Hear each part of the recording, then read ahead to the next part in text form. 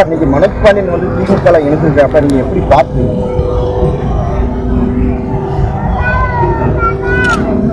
மனோஜ் பாண்டியன் அவர்கள் ஆழ்ந்து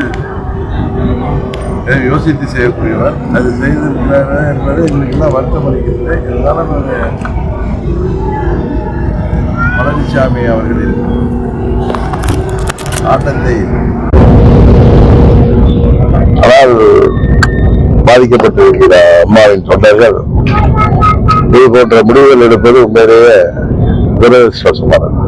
அதிமுக முக்கிய தலைவர்களா போயிட்டே இருக்காங்க, மற்ற திமுக மற்றவர்களாம் சேர்ந்தாங்க. இப்போ அதிமுக நீங்க மீட்டெடுக்க சார், இப்ப அதிமுக இல்லையா சார்? நீங்க அதிமுக இடிஎம்கேல இருக்கு, அதிமுகன்னு கேளுங்க, நான் பதில் சொல்றேன். அதிமுகங்கிறது இருக்கு இல்லையே. நான் சொன்ன வந்து நம்ம தம்பி மதுரையில இருந்து கேசட் போடுவாரு, அவர் பேருன்னா உதயகுமார் கோச்சிக்கிறாரு. நீங்க யாரு எங்களை எல்லாம் ஒண்ணாக்குறாங்க, உங்களை கூட்டமா? நான் சொல்றது புரட்சி தலைவர் தொண்டராக, புரட்சி தலைவர் அம்மா அவர்கள் தொண்டராக இருந்தவர்கள் எங்கிருந்தாலும் அவர்கள் அம்மாவின் தொண்டர்கள், புரட்சி தலைவர் தொண்டர்கள் ஒன்றாக இருக்க வேண்டும் என்று எண்ணுவார்கள். நாங்க இப்ப அம்மா மக்கள் முன்னேற்ற கழகம் ஆரம்பிச்சோம்னா நாங்களா ஆரம்பிக்க வைத்தவர்களே நீங்க தானே. உங்க தலைவர் கொல்லிக்கிட்டு 17 சொல்ல ஆரம்பிச்சிட்டீங்களே. இப்பொழுது செங்கோட்டையன் அவர்களை செய்து தலைவரை கொண்டு விட்டு வெளியே செய்திருக்கிறீர்களே, அதை சொன்னா நீங்க வருத்தப்படுறீங்க. உங்களால ஒரு ஒன்றிய பாருங்க, ஒன்றிய பெருந்தலைவரை எங்க கூட இருக்கிறாரு.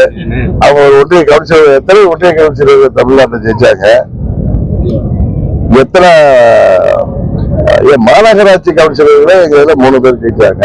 உங்க அளவுக்கு எங்கள்கிட்ட பலபலம் இல்லைனாலும் நாங்கள் அந்த உள்ளாட்சி தேர்தலில் எங்க இதுல 2 ஒன்றிய சேர்மனா இருக்காரு. 18ல ஒரு 2-3 தான் இதெல்லாம் ஜெயிச்சு வந்தாரு. அது மாதிரி காரைக்குடி பக்கத்துல தேர்பகி பாண்டி அவர்களின் சகோதரர் அங்க வந்து கள்ளமங்கலம் ஒன்றிய பெருந்தலைவரா இருக்காரு. அது சொல்ற மாதிரி நிறைய தமிழ்நாடு முழுவதும் 100 பேரோ 150 பேரோ எங்க இதுல ஒன்றிய கட்சிகளாக இருந்தாங்க. அத பல பேரை இவங்க கோச்சர்ஸ் மாதிரி அவர்களுடைய போன கஷ்டம் அதெல்லாம் தெரிஞ்சு அவர்களை பிடிச்சி வச்சிருக்காங்க. அது மாதிரி நகராட்சி கவுன்சிலர்கள், பேரூராட்சி கவுன்சிலர்கள், அது போல இன்னும் சொல்ல போனா மாநகராட்சியில இருந்து ஊராட்சி மன்ற தலைவர்கள் எங்க கட்சியில் எவ்வளவு பேர் இருக்காங்க. அவர் வந்து தம்பி எல்லாம் தன்னைத்தானே ஏமாற்றி கொண்டு இருக்கிறார்கள். போன தேர்தல்ல நாங்க எம்எல்ஏ ஆகல, எம்பி ஆகல, ஆனா உங்க ஆட்சி வந்துச்சா? 10,000 கோடி செலவு செய்தீங்க. அந்த பணத்தை எல்லாம் ஒரு ஃபேக்டரி கட்டிருந்தா தமிழ்நாடு முழுவதும் 5 அல்ல 10 ஃபேக்டரி கட்டி 1 லட்சம் பேருக்கு வேலை கொடுக்கிறது பெரிய ஃபேக்டரிகளை உருவாக்கி இருக்கலாம். ஆனா என்ன, நீங்க இந்த சட்டமன்ற எதிர்கட்சி தலைவர் ஆகிறதுக்கு அவ்வளவு முயற்சி. இந்த முறை அதுவும் நடக்க போவது இல்லை. தமிழ்நாட்டு மக்கள் அனுமதிக்க போவதில்லை, ஆனால் நீங்கள் திருந்த போவதில்லை. அதனாலதான் இன்றைக்கு மனோஜ் பாண்டியன் போன்றவர்கள் புரட்சி தலைவர் காலத்திலிருந்து அவங்க அப்பா